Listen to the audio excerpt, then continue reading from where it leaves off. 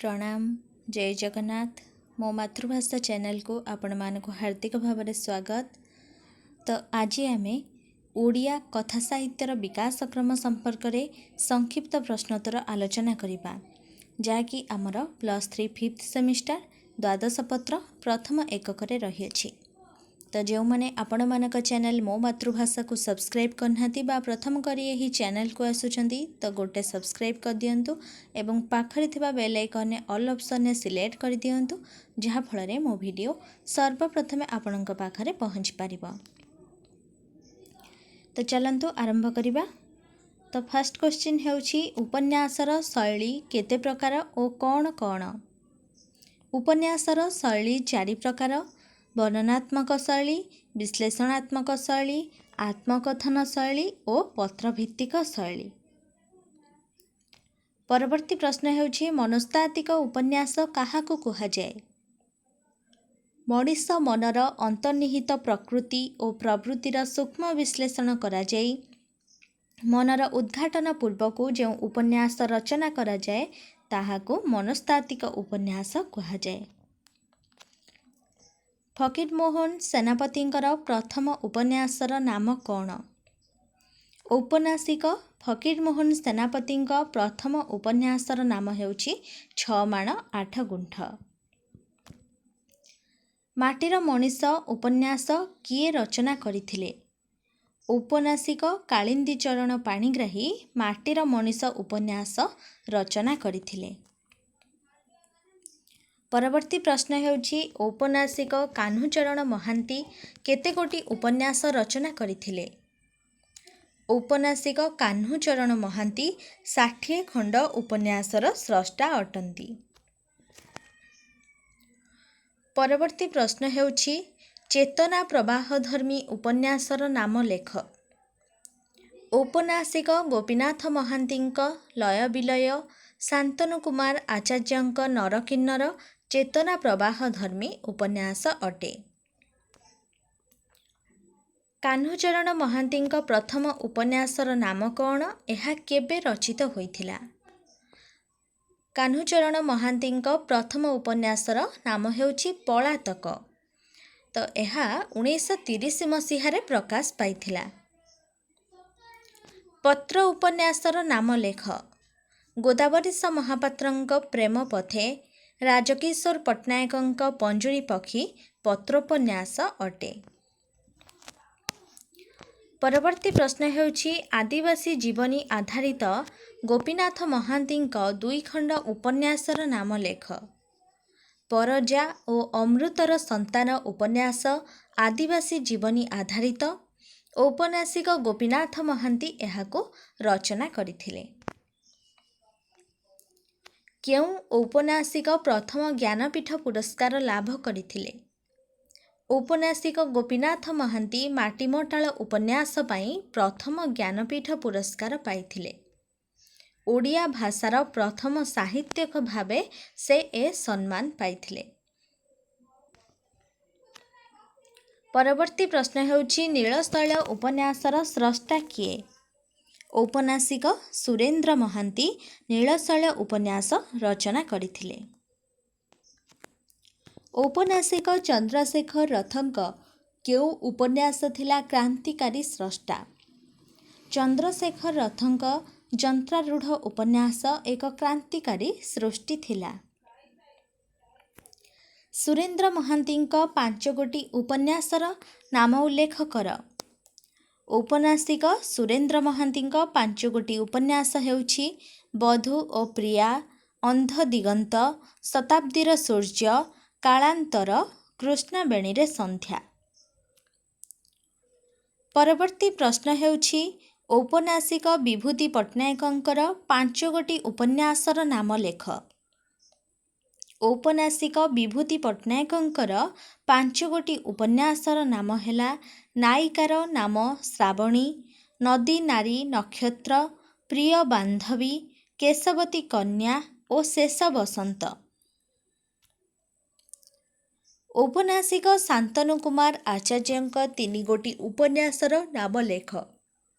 औपन्यासिक शांतनु कुमार आचार्यंक 3 गोटी उपन्यासर नाम हेला ଶତାବ୍ଦୀର ନଚିକେତା, ତିନୋଟି ରାତିର ସକାଳ, ନର କିନ୍ନର। ଅମାବାସ୍ୟାରେ ଚନ୍ଦ୍ର ଉପନ୍ୟାସର ସ୍ରଷ୍ଟା କିଏ? ଔପନ୍ୟାସିକ ଗୋବିନ୍ଦ ଚନ୍ଦ୍ର ଦାସ ଅମାବାସ୍ୟାରେ ଚନ୍ଦ୍ର ଉପନ୍ୟାସର ସ୍ରଷ୍ଟା। କେଉଁ ଗ୍ରନ୍ଥ ପାଇଁ ଶାନ୍ତନୁ କୁମାର ଆଚାର୍ଯ୍ୟ କେନ୍ଦ୍ର ସାହିତ୍ୟ ଏକାଡେମୀ ପୁରସ୍କାର ଲାଭ କରିଥିଲେ? ନର କିନ୍ନର ଉପନ୍ୟାସ ପାଇଁ ଶାନ୍ତନୁ କୁମାର ଆଚାର୍ଯ୍ୟ କେନ୍ଦ୍ର ସାହିତ୍ୟ ଏକାଡେମୀ ପୁରସ୍କାର ଲାଭ କରିଥିଲେ। ପରବର୍ତ୍ତୀ ପ୍ରଶ୍ନ ହେଉଛି କୃଷ୍ଣପ୍ରସାଦ ମିଶ୍ରଙ୍କର 5 ଗୋଟି ଉପନ୍ୟାସର ନାମ ଲେଖ। କୃଷ୍ଣପ୍ରସାଦ ମିଶ୍ରଙ୍କର 5 ଗୋଟି ଉପନ୍ୟାସ ନାମ ହେଲା ନେପଥ୍ୟ, ସିଂହକଟି, ନାଏଗ୍ରା ଓ ଦେବଯାନୀ, ମୃଗତୃଷ୍ଣା, ଅରଣ୍ୟ ଓ ଉପବନ। ଔପନ୍ୟାସିକ ପ୍ରତିଭା ରାୟଙ୍କର 5 ଗୋଟି ଉପନ୍ୟାସର ନାମ ଲେଖ। ଔପନ୍ୟାସିକା ପ୍ରତିଭା ରାୟଙ୍କର 5 ଗୋଟି ଉପନ୍ୟାସର ନାମ ହେଲା ବର୍ଷା, ବସନ୍ତ, ବୈଶାଖ, ଉପନାୟିକା, ଯାଜ୍ଞସେନୀ, ଶିଳାପଦ୍ମ ଓ ମଗ୍ନମାଟି। ପରବର୍ତ୍ତୀ ପ୍ରଶ୍ନ ହେଉଛି ଓଡ଼ିଆ ଭାଷାର ପ୍ରଥମ କ୍ଷୁଦ୍ର ଗଳ୍ପର ନାମ କ'ଣ? ଏହା କିଏ ରଚନା କରିଥିଲେ? ଔପନ୍ୟାସିକ ଫକୀରମୋହନ ସେନାପତିଙ୍କ ରେବତୀ ଗଳ୍ପ ଥିଲା ଓଡ଼ିଆ ଭାଷାର ପ୍ରଥମ କ୍ଷୁଦ୍ର ଗଳ୍ପ। ରେବତୀ ଗଳ୍ପ ପ୍ରଥମେ କେଉଁ ପତ୍ରିକାରେ ପ୍ରକାଶ ପାଇଥିଲା? 1898 ମସିହା ଅକ୍ଟୋବର ମାସରେ ରେବତୀ ଗଳ୍ପ ଉତ୍କଳ ସାହିତ୍ୟ ମାସିକ ପତ୍ରିକାରେ ଆତ୍ମପ୍ରକାଶ କରିଥିଲା। ପରବର୍ତ୍ତୀ ପ୍ରଶ୍ନ ହେଉଛି ଗାଳ୍ପିକା ପ୍ରତିଭା ରାୟଙ୍କର 5 ଗୋଟି ଗଳ୍ପ ସଂକଳନର ନାମ ଲେଖ। ଗାଳ୍ପିକା ପ୍ରତିଭା ରାୟଙ୍କର 5 ଗୋଟି ଗଳ୍ପ ସଂକଳନର ନାମ ହେଲା ଐକ୍ୟତାନ, ଗଙ୍ଗଶିଉଳି, ଅସମାପ୍ତ, ସାମାନ୍ୟ କଥନ, ଘାସ ଆଉ ଆକାଶ। ପେଟେଣ୍ଟ ମେଡିସିନ ଗଳ୍ପର ରଚୟିତାଙ୍କ ନାମ କ'ଣ? ଗାଳ୍ପିକ ଫକୀରମୋହନ ସେନାପତି ପେଟେଣ୍ଟ ମେଡିସିନ ଗଳ୍ପ ରଚନା କରିଥିଲେ। କେବେ କେଉଁ ଗ୍ରନ୍ଥ ପାଇଁ ପ୍ରତିଭା ରାୟ କେନ୍ଦ୍ର ସାହିତ୍ୟ ଏକାଡେମୀ ପୁରସ୍କାର ଲାଭ କରିଥିଲେ? ଉଲ୍ଲଙ୍ଘନ ଗ୍ରନ୍ଥ ପାଇଁ ପ୍ରତିଭା ରାୟ କେନ୍ଦ୍ର ସାହିତ୍ୟ ଏକାଡେମୀ ପୁରସ୍କାର ଲାଭ କରିଥିଲେ। ମାଟିର ତାଜ ଓ ମଶାଣିର ଫୁଲ ଗଳ୍ପ କିଏ ରଚନା କରିଥିଲେ? ମାଟିର ତାଜ ଓ ମଶାଣିର ଫୁଲ ଗଳ୍ପ ଗାଳ୍ପିକ ସଚ୍ଚିଦାନନ୍ଦ ରାଉତରାୟ ରଚନା କରିଥିଲେ। ମାର୍କ୍ସ ଦର୍ଶନ କେଉଁ ଗଳ୍ପରେ ରହିଛି? ଗାଳ୍ପିକ ଭଗବତୀ ଚରଣ ପାଣିଗ୍ରାହୀଙ୍କ ଦ୍ୱାରା ରଚିତ ଶିକାର ଗଳ୍ପରେ ମାର୍କ୍ସ ଦର୍ଶନ ରହିଛି। ଗାଳ୍ପିକ ସୁରେନ୍ଦ୍ର ମହାନ୍ତିଙ୍କ 5 ଗୋଟି ଗଳ୍ପ ସଂକଳନର ନାମ ଲେଖ।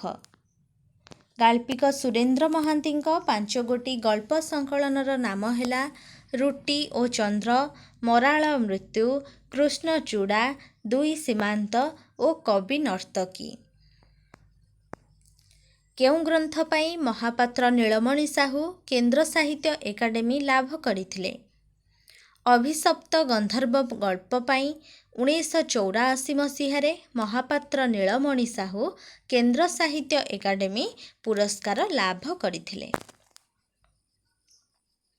ତ ପରବର୍ତ୍ତୀ ପ୍ରଶ୍ନ ହେଉଛି ଝଡ଼ର ଇଗଲ ଓ ଧରଣୀର କୃଷ୍ଣସାର ଗଳ୍ପ କାହାର ସୃଷ୍ଟି?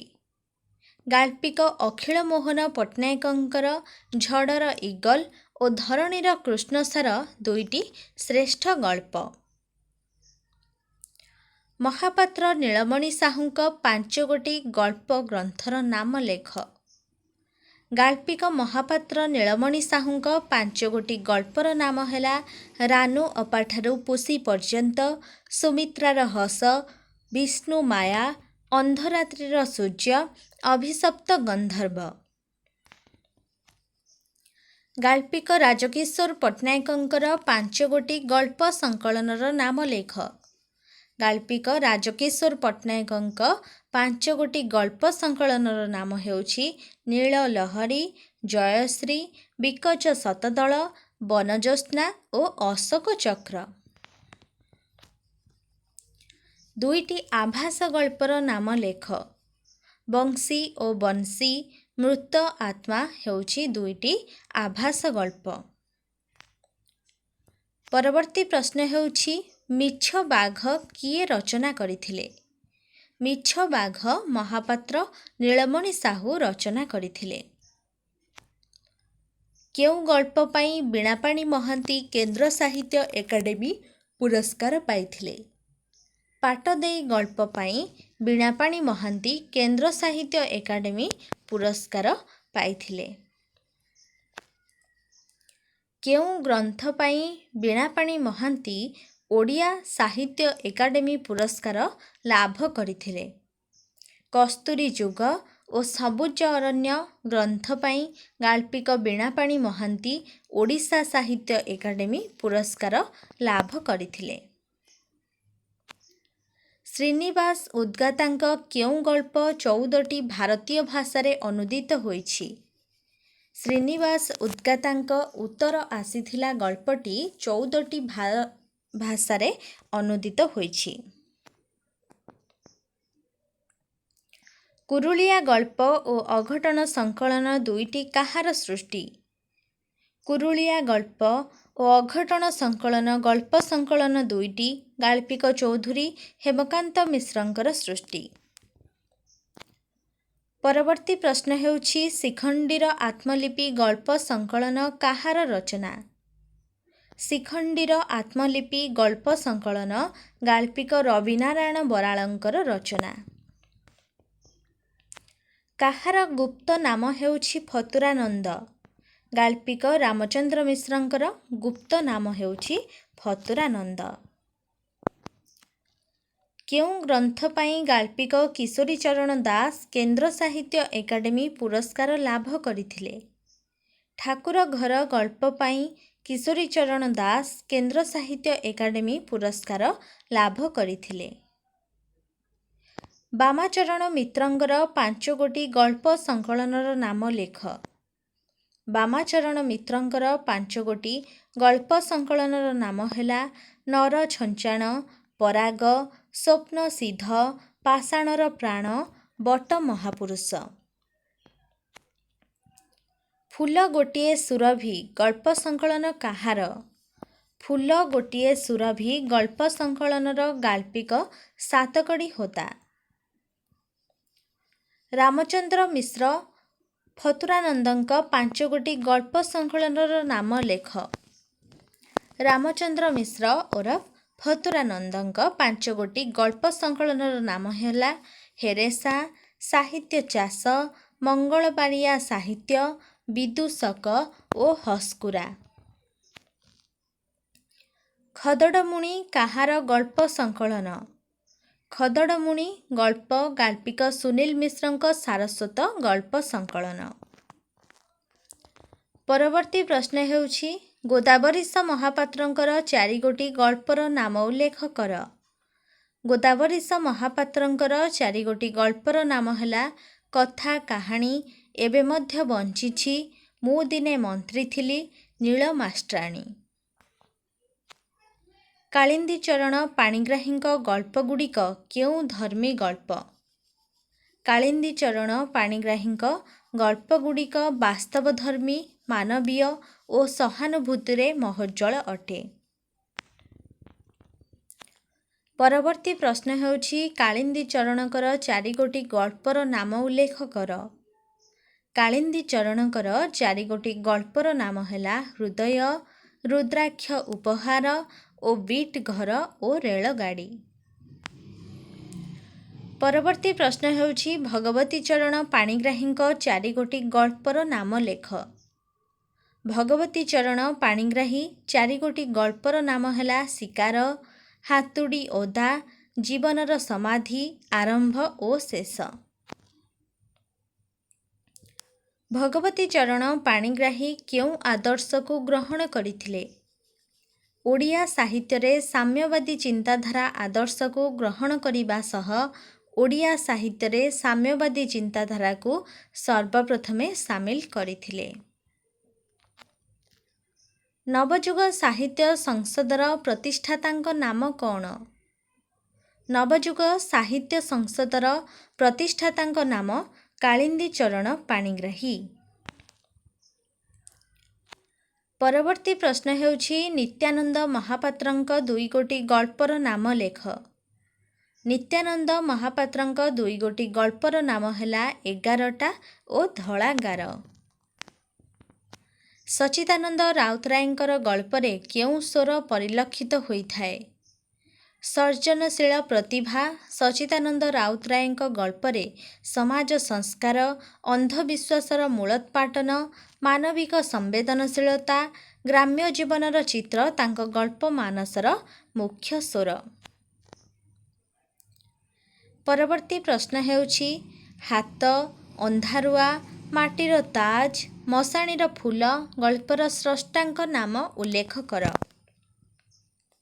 ହାତ, ଅନ୍ଧାରୁଆ, ମାଟିର ତାଜ, ମଶାଣିର ଫୁଲ ଗଳ୍ପର ସ୍ରଷ୍ଟା ହେଉଛନ୍ତି ସଚ୍ଚିଦାନନ୍ଦ ରାଉତରାୟ। ଗାଳ୍ପିକ ରାମଚନ୍ଦ୍ର ମିଶ୍ରଙ୍କର ଛଦ୍ମନାମ କ'ଣ? ସେ ମୁଖ୍ୟତଃ କେଉଁ ଧରଣର ଗଳ୍ପ ରଚନା କରିଛନ୍ତି? ଗାଳ୍ପିକ ରାମଚନ୍ଦ୍ର ମିଶ୍ରଙ୍କର ଛଦ୍ମନାମ ଫତୁରାନନ୍ଦ। ସେ ମୁଖ୍ୟତଃ ହାସ୍ୟ ଓ ବ୍ୟଙ୍ଗଧର୍ମୀ ଗଳ୍ପ ରଚନା କରିଛନ୍ତି। ଫତୁରାନନ୍ଦଙ୍କ ଦ୍ୱାରା ଲିଖିତ 4 ଗୋଟି ଗଳ୍ପର ନାମ ଉଲ୍ଲେଖ କର। ଫତୁରାନନ୍ଦଙ୍କ ଦ୍ୱାରା ଲିଖିତ 4 ଗୋଟି ଗଳ୍ପର ନାମ ହେଲା ଅମୃତ ବେହିଆ, ସାହିତ୍ୟ ଚାଷ, ଥଟଲିବାଜ ଓ ଗମାତ। ପରବର୍ତ୍ତୀ ପ୍ରଶ୍ନ ହେଉଛି ଗୋପାଳ ଛୋଟରାୟଙ୍କ 2 ଗୋଟି ଗଳ୍ପର ନାମ ଦର୍ଶାଅ। ଗୋପାଳ ଛୋଟରାୟଙ୍କ 2 ଗୋଟି ଗଳ୍ପର ନାମ ହେଲା ଚନ୍ଦ୍ରମୁଖୀ ଓ ଅନ୍ୟାନ୍ୟ ଗଳ୍ପ, ସେଇ ଫୁଲ। କଥାଶିଳ୍ପୀ ରାଜକିଶୋର ପଟ୍ଟନାୟକଙ୍କ 4 ଗୋଟି କ୍ଷୁଦ୍ର ଗଳ୍ପର ନାମ ଲେଖ।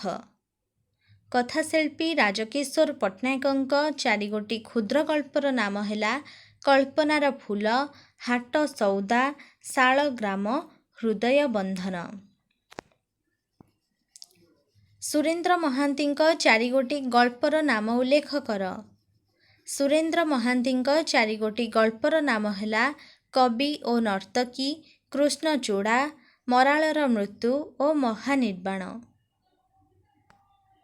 ପରବର୍ତ୍ତୀ ପ୍ରଶ୍ନ ହେଉଛି ଭଙ୍ଗା ଖେଳଣା ଓ ଠାକୁର ଘର ଗଳ୍ପର ରଚୟିତାଙ୍କ ନାମ ଉଲ୍ଲେଖ କର। ଭଙ୍ଗା ଖେଳଣା ଓ ଠାକୁର ଘର ଗଳ୍ପର ରଚୟିତାଙ୍କ ନାମ କିଶୋରୀ ଚରଣ ଦାସ। ଗାଳ୍ପିକ ଅଖିଳ ମୋହନ ପଟ୍ଟନାୟକଙ୍କର 2 ଗୋଟି ଗଳ୍ପ ସଂକଳନର ନାମ ଲେଖ। ଗାଳ୍ପିକ ଅଖିଳ ମୋହନ ପଟ୍ଟନାୟକଙ୍କର 2 ଗୋଟି ଗଳ୍ପ ସଂକଳନର ନାମ ହେଲା ଝଡ଼ର ଇଗଲ ଓ ଧରଣୀର କୃଷ୍ଣସାର, ନଦୀର ନାମ ଗଣତନ୍ତ୍ର। ପରବର୍ତ୍ତୀ ପ୍ରଶ୍ନ ହେଉଛି ଚନ୍ଦ୍ରଶେଖର ରଥଙ୍କ 2 ଗୋଟି ଗଳ୍ପର ନାମ ଲେଖ। ଚନ୍ଦ୍ରଶେଖର ରଥଙ୍କ 2 ଗୋଟି ଗଳ୍ପର ନାମ ହେଲା ସମ୍ରାଟ ଓ ଅନ୍ୟମାନେ, ବିକ୍ରି ପାଇଁ ଫୁଲମାଳ। ଡକ୍ଟର କୃଷ୍ଣଚରଣ ବେହେରାଙ୍କ 4 ଗୋଟି ଗଳ୍ପର ନାମ ବର୍ଣ୍ଣନା କର। ଡକ୍ଟର କୃଷ୍ଣଚରଣ ବେହେରାଙ୍କ 4 ଗୋଟି ଗଳ୍ପର ନାମ ହେଲା ଗୋପନ ପତ୍ର, ସୃଷ୍ଟିର ସ୍ୱପ୍ନ, ନାରୀ ଏକ, ନଦୀର ନାମ, ନାରୀ ମେଧ। ଗାଳ୍ପିକ ଶାନ୍ତନୁ କୁମାର ଆଚାର୍ଯ୍ୟଙ୍କର 4 ଗୋଟି ଗଳ୍ପର ନାମ ଲେଖ।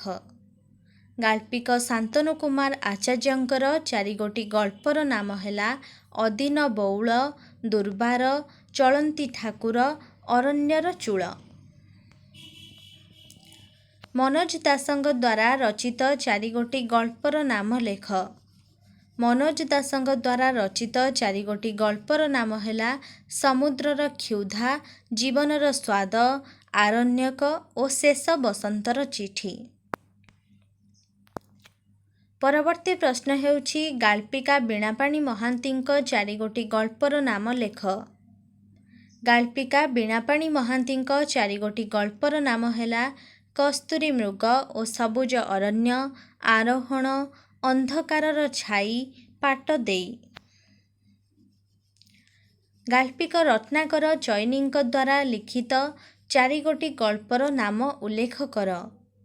ଗାଳ୍ପିକ ରତ୍ନାକର ଚୈନୀଙ୍କ ଦ୍ୱାରା ଲିଖିତ 4ଗୋଟି ଗଳ୍ପର ନାମ ହେଉଛି ନିଷିଦ୍ଧ ଶୃଙ୍ଗାର, ମୁଠାଏ ଶୂନ୍ୟତା, କହ ଲଳିତା ଓ ଗପ। ଗାଳ୍ପିକ ରାମଚନ୍ଦ୍ର ବେହେରାଙ୍କ ଗଳ୍ପଗୁଡ଼ିକରେ କେଉଁ ସ୍ୱର ଶୁଣିବାକୁ ମିଳିଥାଏ? ଗାଳ୍ପିକ ରାମଚନ୍ଦ୍ର ବେହେରାଙ୍କ ଗଳ୍ପଗୁଡ଼ିକରେ ଜୀବନବାଦୀ ଦୃଷ୍ଟିକୋଣ, ସ୍ଥିତିବାଦୀ ଚେତନା, ମଣିଷର ସଂଗ୍ରାମୀ ମନୋବୃତ୍ତି, ଗଭୀର ଅନ୍ତର୍ଦୃଷ୍ଟି ଏବଂ ବାସ୍ତବତାର ସ୍ୱର ଶୁଣିବାକୁ ମିଳିଥାଏ। ପରବର୍ତ୍ତୀ ପ୍ରଶ୍ନ ହେଉଛି ଗାଳ୍ପିକ ଜଗଦୀଶ ମହାନ୍ତିଙ୍କ 4ଗୋଟି ଗଳ୍ପର ନାମ ଲେଖ। ଗାଳ୍ପିକ ଜଗଦୀଶ ମହାନ୍ତିଙ୍କ 4ଗୋଟି ଗଳ୍ପର ନାମ ଆଲବମ୍, ଦକ୍ଷିଣ ଦୁଆରୀ ଘର, ସୁନା ଇଲିସି ଓ ଇର୍ଷା ଏକ ଋତୁ। ଗାଳ୍ପିକା ସୁସ୍ମିତା ବାଗ୍ଚୀଙ୍କର 4ଗୋଟି ଗଳ୍ପର ନାମ ଲେଖ। ଗାଳ୍ପିକା ସୁସ୍ମିତା ବାଗ୍ଚୀଙ୍କର 4ଗୋଟି ଗଳ୍ପର ନାମ ହେଉଛି ଆକାଶ ଯେଉଁଠି କଥା କହେ, ଛାଇ ସେପାଖ ମଣିଷ, ବସୁଧାର ପ୍ରଶ୍ନ ଓ ନୀଳ ଆକାଶ। ତ ଏହା ଥିଲା ଆଜିର ଓଡ଼ିଆ କଥା ସାହିତ୍ୟର ବିକାଶକ୍ରମ ସମ୍ପର୍କରେ ସଂକ୍ଷିପ୍ତ ପ୍ରଶ୍ନୋତ୍ତର ଆଲୋଚନା। ପରବର୍ତ୍ତୀ ସମୟରେ ଆମେ ଓଡ଼ିଆ କଥା ସାହିତ୍ୟର ଗଳ୍ପ, ଉପନ୍ୟାସ ଇତ୍ୟାଦି ସମ୍ପର୍କରେ ଦୀର୍ଘ ପ୍ରଶ୍ନୋତ୍ତର ଆଲୋଚନା କରିବା। ଆଶା କରୁଛି ଏହା ଆପଣଙ୍କ ପାଇଁ ବହୁତ ଉପାଦେୟ ହେବ। ତ ଭିଡ଼ିଓ ଭଲ ଲାଗିଥିଲେ ଲାଇକ୍ କରିବାକୁ ଆଦୌ ଭୁଲିବେନି ଏବଂ ସାଙ୍ଗମାନଙ୍କୁ ସେୟାର କରିଦେବେ, ଯାହାଫଳରେ ସେମାନେ ମଧ୍ୟ ଉପକୃତ ହୋଇପାରିବେ। ତ ରହୁଛି, ସମସ୍ତେ ଭଲରେ ରୁହନ୍ତୁ, ଖୁସିରେ ରୁହନ୍ତୁ। ଧନ୍ୟବାଦ।